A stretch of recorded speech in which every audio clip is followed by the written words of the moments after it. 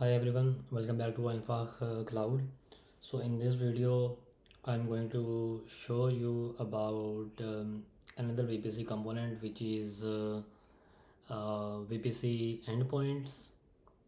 So yesterday we have deployed our VPC and some of its components like subnets, um, route tables, and today I am going to deploy VPC endpoints. So basically, in AWS we have two types of endpoints, and one is AWS interface endpoints, and the second type is gateway endpoint. So both have different purposes, and they have a difference in how they work. I will show you a little bit both of these endpoints. So let's dive in. So in our last video demo, we have worked on the creation of VPC, and that is the module which by which we have created the VPC and its components.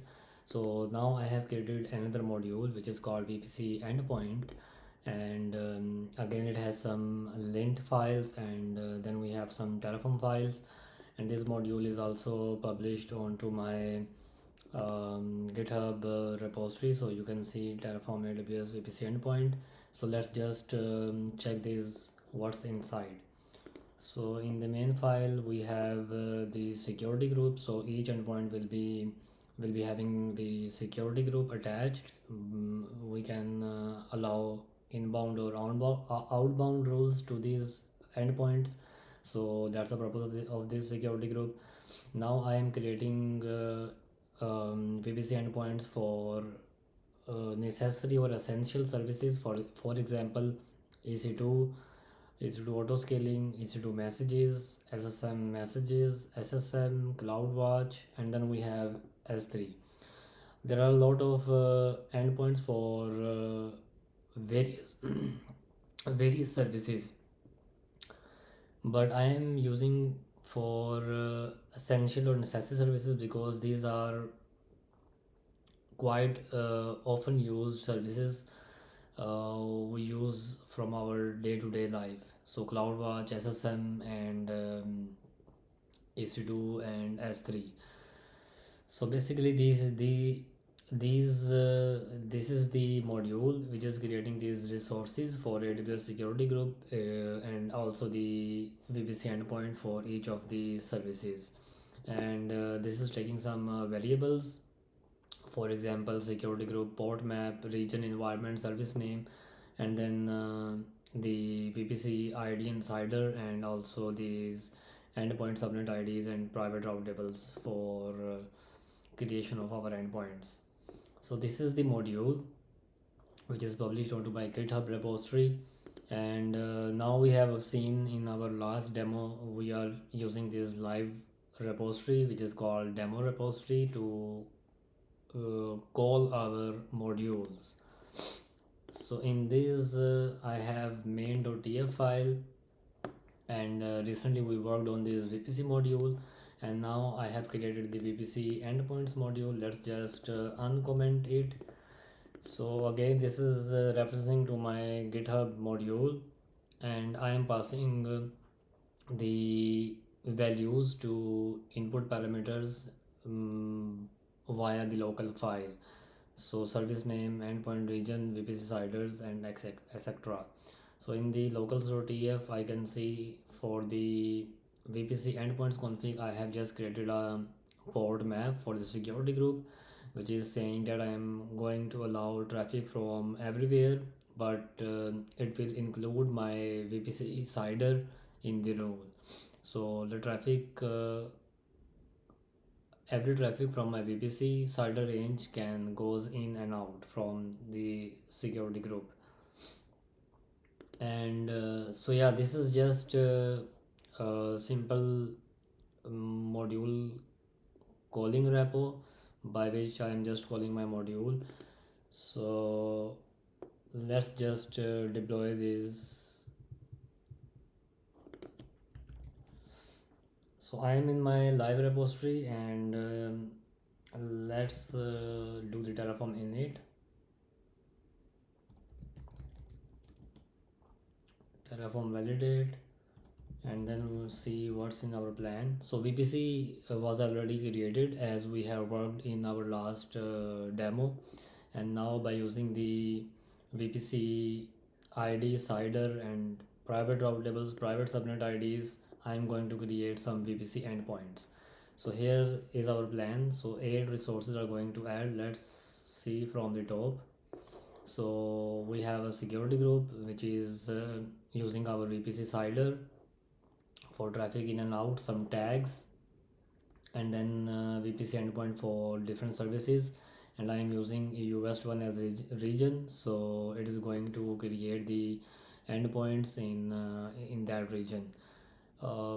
So CloudWatch, EC2, and EC2 scaling, EC2 messages, SSM messages, and then we have VPC endpoint for S3.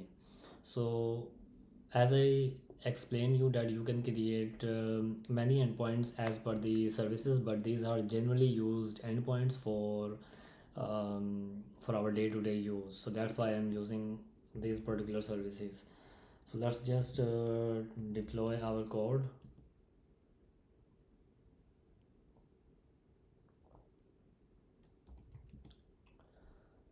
So it's start deployment. Meanwhile it is deploying, I just want to give you the architecture diagram for these VPC endpoints.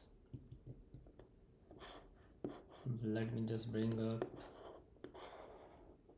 So this is the architecture diagram which I have created. So yesterday we have seen we have created the AWS account and region and VPC. We have used 3 availability zones, and we have public and private subnets and route tables. So what is going to happen after this deployment? It is going to deploy the VPC endpoints in our VPC.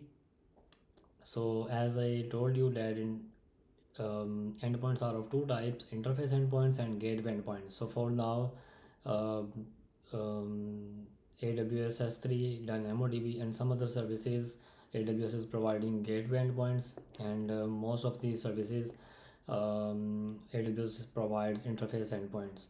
So both of these works in a different way. I will show you when the code is deployed. So basically, with the gateway endpoint, we wanted to access our S3 instead of using internet gateway or internet route. When our service here, for example, workload in private subnet, somebody wants to access the S3, so instead of using the internet gateway route, what it will gonna do, it will gonna route our traffic to gateway endpoint, and then this endpoint will gonna route our traffic to Amazon S3 bucket. And for gateway endpoints, how they work, so we saw we have the private route tables, and in private route tables we have some routes. So after our deployments, you will see that it will update our route with some prefix list.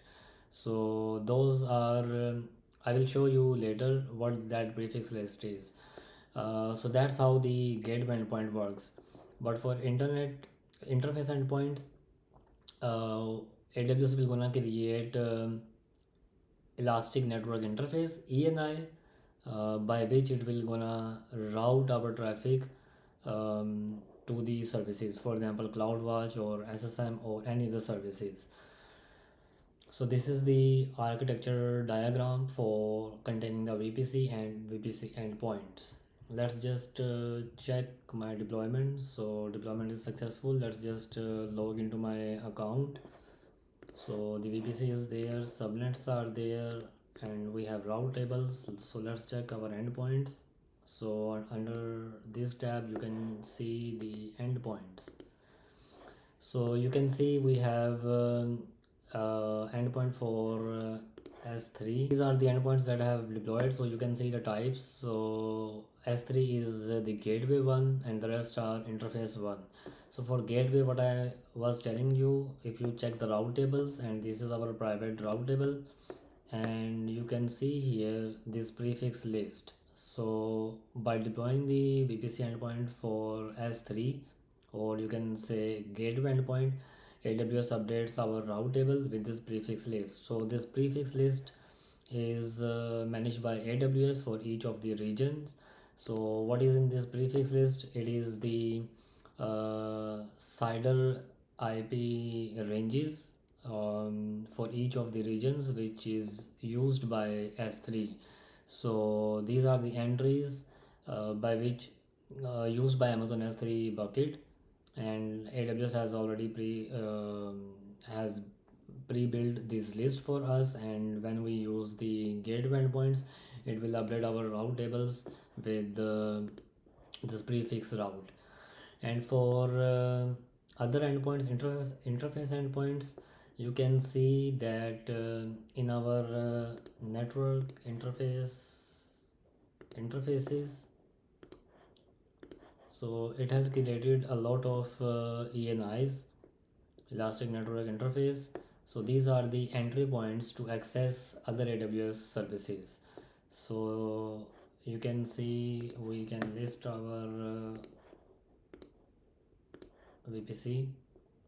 So yeah, we have almost 5 endpoints in for each of the availability zones. So it has created these elastic network interfaces in each of our private subnets for each of the VPC endpoint service.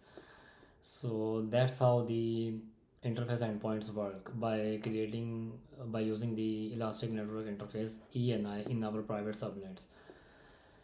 So yeah, this is the demo. This is how we can quickly set up interface or gateway endpoints, and instead of sending traffic through internet route, what we can do, we can create those VPC endpoints which are gonna use AWS private backbone, network backbone, which is fast, secure, and the cost is also cheap.